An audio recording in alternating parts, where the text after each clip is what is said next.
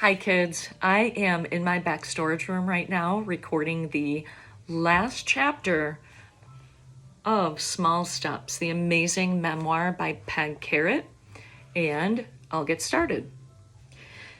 Stand up straight, Miss Ballard said. As I practiced with my walking sticks, she kept reminding me of my posture. Keep your shoulders back, eyes ahead, don't look down. Each week, I used my walking sticks more confidently, but I tended to hunch forward and watch the floor. Weak muscles made it difficult to keep my shoulders back, and I looked down all the time because I was afraid I would trip. One morning, Miss Ballard brought a book to my physical therapy session. I recognized it. It was the bird identification book that was kept near the window in the classroom. This is how fashion models learned how to stand straight, Miss Ballard told me as she placed the book on my head. They balance a book on their head and try not to drop it as they walk down the runway. It's heavy, I said. You're lucky I didn't bring an unabridged dictionary, kind of like the one I have in the classroom, guys. Can you imagine? For those of you at home, it's like that thick. Let's see how far you can get before it falls. With birds of North America perched on my head, I started across the room. Good, good, exclaimed Miss Ballard. You look like a fashion model.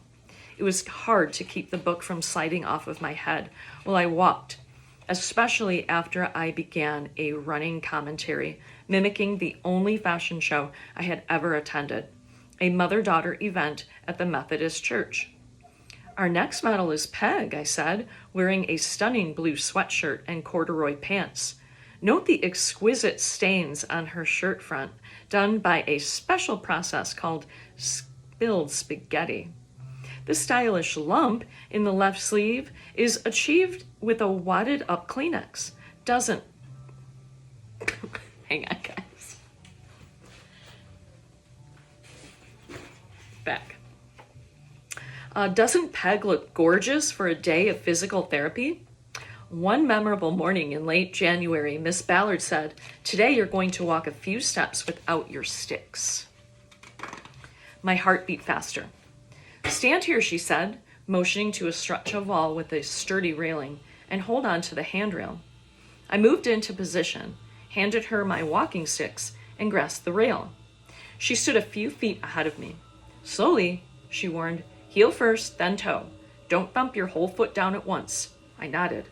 "If you have trouble, grab the rail." I nodded again. She smiled.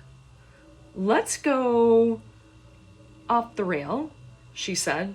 I did, too nervous even to tease her by suggesting I might sprint away. She stretched her hands toward me. "Peg," she said, her voice hushed, "you're going to walk."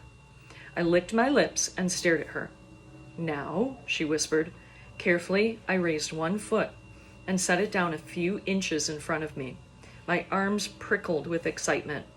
"Heel," said Miss Ballard, "then toe. Small steps." Wobbling slightly, I moved the other foot. I held my arms a few inches away from my body to help me balance. "Head up. Don't look down. Shoulders back.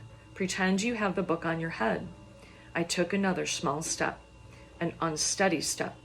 Heel, toe, heel, toe. With each word, the excitement in her voice intensified. And that's where I'm going to stop right now. I will read the rest of this chapter very soon. Actually, I'm sorry, it's not our last chapter. The last chapter is after this, and it's called Back to School.